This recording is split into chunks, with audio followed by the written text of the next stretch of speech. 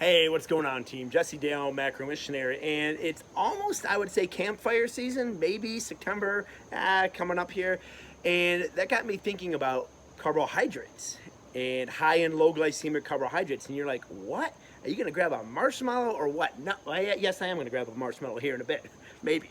But anyway, what I'm talking about is low and high glycemic carbohydrates and how they are digested and assimilated, impact energy and particularly hunger as pertains to a campfire. So let me give you an awesome analogy, or at least I think it's a good analogy.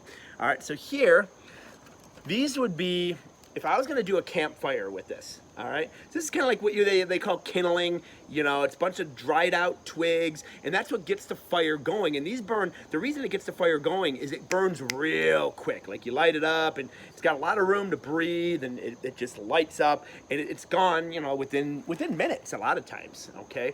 And the point of that is to get the bigger logs on fire. Okay, so allow the bigger logs to catch fire, because we know that the bigger logs, or the more dense logs, I should say, burn for a lot slower, right? So these twigs would be the analysis of a Toll House cookie, okay, or pure dextrose or table sugar. They burn real quick. So if, say that we were trying to heat our house and we're using twigs, we would need to go through a ton of twigs, because what would happen is we'd get real warm, and then it would dissipate. And then we'd want to throw a bunch more twigs on, get real warm, and then it would dissipate. Now, let's look at another analogy. Now, this is about the same weight as those twigs that I showed you. So these are both around the exact same weight. So it's the same amount of wood. Now, what do we have with the log? The log would burn much, much slower. So this is how complex carbohydrates would work. Okay, so complex carbohydrates, high in fiber, high in vitamins, high in minerals.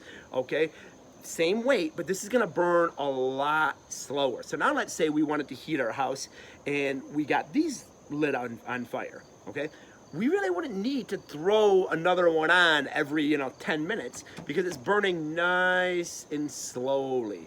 So that's exactly how hunger works. All right, from an energy perspective, from a fat loss perspective, these both release the same amount of heat.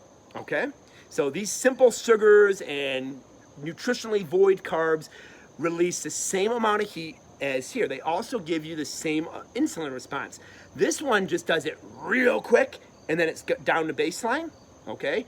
And this one does it very slow. So if we're trying to heat our house on a budget, okay, so say on a 2,000 calorie or 3,000 or whatever your calorie budget is, and if we're feeding a lot like this, and it's getting down to baseline, we're gonna get hungrier a lot quicker, a lot faster than if we're nourishing ourselves with these. Again, it's the same amount of calories, but these, I might only need to throw 3 or 4 of these on during the day to feel sustained. I might need to, if I'm eating like a lot of sugary and nutritionally void foods, I might, like, literally every hour I'm snacking. I have a Twix bar, and then I'm not fulfilled. Then I have a Coke, and I'm still kind of hungry. I'm throwing these on the fire all the time, because that rapid rise and fall in insulin or blood sugar, and then it comes right back down to baseline very, very quickly. So that would kind of be the analogy. Now, there's nothing inherently wrong with doing a campfire with these. Like, hey, if you can just throw these on and you're happy being like real warm for 15 minutes, and then just waiting it out for 5 more hours and being cold, and then throwing another one of these on, hey, God bless you. But in human physiology, it's really tough to resist that hunger. It's really tough when you kill that white rice sushi, and then an hour later, you're like, man, let's order some pizza. I am starving. Because a lot of times, in response to that real rapid rise and fall in insulin and blood sugar, your body will what's called super compensate. So it will actually go take blood sugar below baseline. And that's what causes a lot of that hunger. And it's just like, oh man, I thought I just ate, but there must not have been that many calories in that, because I'm not full at all. When a lot of times we eat something that burns slower, again, same amount of calories, same amount of energy, it burns slower, there might still be a super compensation effect, but it might be slightly below, as opposed to like this, and then way below, slightly blown. You're like, I'm kind of hungry, but I can wait till dinner. I'm good. All right. So that's the best analogy that I could think of, is our campfire analogy as far as good or bad carbs. Neither one of them are good or bad. This one here is just gonna burn a lot slower, keep you satisfied for longer, and it also has things like dietary fiber, micronutrients, vitamins, minerals, electrolytes that are all awesome. Now, here's the thing, is you can have a combination of both. Like once you got your vitamins, minerals, electrolytes, those are good for the day. Sure, go ahead, man. Feed that campfire with these.